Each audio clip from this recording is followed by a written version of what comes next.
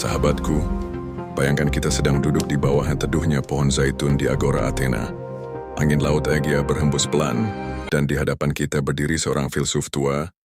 Jubahnya sederhana, matanya penuh kebijaksanaan. Ia berkata, "Waktu adalah koin paling berharga yang kau miliki. Jangan habiskan di pasar yang menjual racun." Hari ini aku ingin mengajakmu merenung berapa banyak dari kita yang tetap bertahan di lingkaran pertemanan, hubungan, atau lingkungan yang hanya menguras tenaga, meracuni pikiran, dan melemahkan hati. Kita menunggu mereka berubah. Padahal, kata Zeno, manusia tidak dapat mengubah angin, tapi ia dapat mengatur layar. Sahabatku, lingkaran toksik itu seperti minum air dari sumur yang tercemar. Awalnya kau merasa hausmu terobati, tapi perlahan, racunnya mulai bekerja, melemahkan tubuh dan pikiranmu. Di dunia kuno, para Stoik memahami satu hal penting: menjaga inner citadel, benteng batin. Benteng ini hanya bisa kokoh jika kau waspada dengan siapa yang kau izinkan masuk. Jika orang-orang di sekitarmu terus menanam benih iri, kebohongan dan manipulasi, itu bukan lagi ladang yang memberi kehidupan. Itu adalah tanah tandus yang akan mengubur impianmu hidup-hidup. Epictetus pernah berkata, "Jika seseorang berusaha merendahkanmu, itu bukan tentang dirimu, itu tentang mereka." Berhentilah berharap racun akan berubah menjadi madu. Tidak semua hubungan pantas dipertahankan. Kadang kebijaksanaan adalah berbalik arah meski itu menyakitkan. Sahabatku, bayangkan dirimu berjalan di sebuah pasar di Athena. Matahari sore menyinari pilar-pilar marmer, dan angin laut membawa aroma minyak zaitun dan roti hangat. Kau lewat di antara pedagang, penyair, dan filsuf. Namun, ada satu sudut pasar yang dipenuhi asap, bau busuk, dan suara teriakan penuh amarah. Itulah lingkaran toksik. Awalnya, kau mungkin hanya lewat, sekadar melihat, tapi lama-kelamaan kau duduk di sana menghirup asap itu setiap hari. Dan tanpa sadar, tubuhmu mulai lemas, pikiranmu keruh, dan hatimu berat. Para Stoik dari Zeno di Serambi Berwarna hingga Marcus Aurelius di Istana Kekaisaran mengajarkan, jangan biarkan lingkungan buruk menjadi guru hidupmu, sebab, perlahan, ia akan membentukmu menjadi seperti mereka. Lingkaran toksik punya ciri khas. Mereka menarikmu dengan drama, lalu membuatmu merasa bersalah jika kau mencoba pergi. Mereka memutarbalikkan kata-kata, membuatmu ragu pada dirimu sendiri. Mereka memelihara ketergantungan, agar kau tetap berada di bawah kendali mereka. Dan yang paling berbahaya, mereka membuatmu percaya bahwa hidup di dalam lingkaran itu adalah hal yang normal.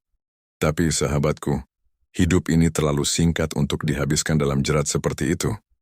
Epictetus pernah mengingatkan murid-muridnya, pergaulan buruk merusak watak yang baik. Jika kau ingin menjaga kebijaksanaan, kejernihan, dan kekuatan batin, kau harus berani mengambil langkah yang sering dianggap paling sulit. Meninggalkan meja yang tak lagi memberi makan jiwamu. Itulah gambaran lingkaran toksik dalam kehidupan kita. Mungkin awalnya kita hanya melintas sekadar penasaran.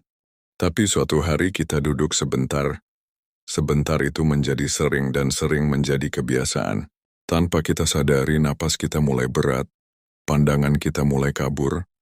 Hati kita mulai keras. Para Stoik mengajarkan bahwa lingkungan membentuk jiwa kita, sebagaimana tanah membentuk akar pohon. Marcus Aurelius menulis dalam Meditations, jiwamu akan menjadi diwarnai oleh pikiran-pikiran orang-orang di sekitarmu. Dan lingkaran toksik, sahabatku, bukan hanya mengubah pikiranmu, ia menggerogoti jiwamu. Mereka mengajakmu masuk bukan untuk menemanimu, tetapi untuk mengikatmu. Ciri-ciri lingkaran ini jelas bagi mata yang mau terbuka. Mereka hidup dari drama dan konflik, menjadikan masalah sebagai mata pencaharian emosional. Mereka membuatmu merasa salah setiap kali kau mencoba menjaga jarak. Mereka memutarbalikkan cerita, menukar fakta dengan kebohongan, hingga kau meragukan logika dan perasaanmu sendiri. Mereka memelihara ketergantungan, membuatmu percaya bahwa kau membutuhkan mereka untuk bertahan. Namun racun paling halus dari lingkaran toksik adalah ketika mereka menanamkan gagasan bahwa semua ini adalah normal, bahwa hidup memang harus penuh pertengkaran, rasa curiga, dan saling menjatuhkan. Epictetus, seorang budak yang menjadi filsuf besar, mengingatkan murid-muridnya, jika kamu menghabiskan waktu dengan Orang yang selalu mengeluh, maka keluhan akan menjadi bahasamu. Sahabatku, hidup terlalu singkat untuk membiarkan kata-kata itu menjadi bahasa kita. Lihatlah laut di kejauhan, lihat kapal-kapal yang meninggalkan dermaga, berlayar menuju tanah yang belum pernah mereka injak. Kebebasan ada di luar lingkaran itu. Keluar bukan berarti kau membenci mereka. Keluar berarti kau memilih untuk mencintai dirimu sendiri, melindungi jiwamu dan menjaga kejernihan pikiranmu. Zeno, pendiri filsafat Stoik, memulai ajarannya. Setelah ia kehilangan segalanya dalam kapal karam, ia tidak kembali ke reruntuhan kapalnya. Ia berjalan menuju agora mencari hikmah. Begitu juga kita. Jika satu lingkaran hanya membawa racun, tinggalkanlah. Sebab setiap hari yang kau habiskan dalam lingkungan buruk adalah hari yang tak akan pernah kembali. Jangan biarkan dirimu menjadi tawanan kebiasaan buruk orang lain. Bangunlah kekuatan batin untuk melangkah, meski sendirian, karena di ujung jalan itu, kau akan menemukan ketenangan yang tak bisa diberikan oleh siapapun selain dirimu sendiri. Bayangkan kau berada di pasar Yunani kuno, suara pedagang berteriak menawarkan dagangan, bau roti panggang dan minyak zaitun menguar, dan di antara keramaian itu, seorang filsuf berdiri tenang menatap lalu lalang manusia. Ia tidak terburu-buru, tidak ikut riuh. Ia mengamati, menyaring yang pantas ia bawa masuk ke pikirannya. Begitulah seharusnya kita di tengah keramaian hidup. Tidak semua orang yang datang membawa energi baik. Beberapa menyelipkan racun dalam senyumannya. Beberapa merangkai kata manis untuk mengikatmu. Dalam lingkaran yang melemahkan, Zeno, pendiri filsafat Stoik, pernah berpesan bahwa hidup yang baik adalah hidup yang selaras dengan alam dan kebajikan. Lingkaran toksik bukan bagian dari kebajikan itu. Ia adalah belitan yang menahanmu untuk tidak berjalan sesuai takdirmu. Kita harus berani mengenali tanda-tandanya. Perasaan lelah yang terus-menerus meski tidak melakukan banyak hal. Kepercayaan diri yang terkikis sedikit demi sedikit. Janji-janji manis yang hanya tinggal kata tanpa perbuatan. Setiap tanda itu ibarat asap yang menandakan api. Jika kau terus mengabaikannya, maka api itu akan membakar pondasi batinmu. Memutus lingkaran toksik bukan sekadar menjauh secara fisik. Itu adalah keputusan batin yang teguh. Inilah 5 cara memutus lingkaran toksik. 1. Sadar dan akui. Langkah pertama adalah kesadaran. Banyak orang terjebak karena menolak mengakui bahwa mereka berada di lingkungan yang merugikan. Stoik mengajarkan, apa yang kita abaikan akan menguasai kita. Jangan menutup mata. 2. Tetapkan batas. Marcus Aurelius pernah menulis dalam Meditations, kau punya kekuasaan atas pikiranmu, bukan atas pikiran orang lain. Artinya kau berhak menentukan siapa yang boleh masuk dalam ruang mentalmu. Batas bisa berupa waktu, energi, atau akses terhadap dirimu. 3. Kurangi keterlibatan.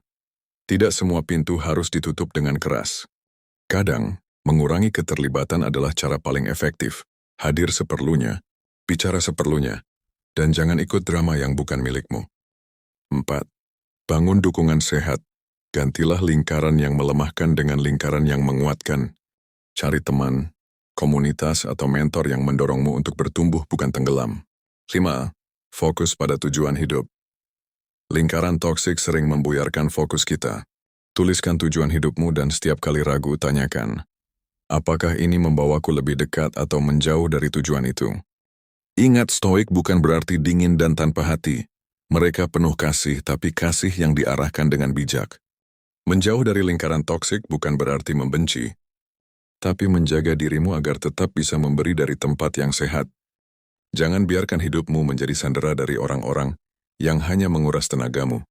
Hidup ini terlalu singkat untuk dihabiskan di dalam lingkaran yang mematikan semangat. Seperti kata Epictetus, kebebasan dimulai saat kita berhenti memberi kendali pada hal-hal yang tidak kita kuasai. Kendalikan siapa yang kau izinkan mempengaruhi pikiran, hati, dan waktumu. Lepaskan dengan tenang, berdirilah dengan tegak, dan jalani hidupmu dengan keberanian yang penuh keheningan. Karena damai bukan hadiah dari orang lain.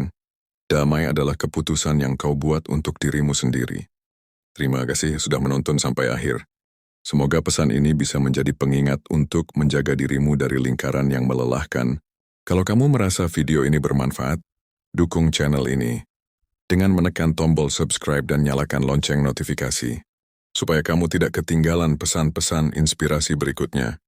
Tetap kuat, tetap bijak, dan sampai jumpa di video selanjutnya.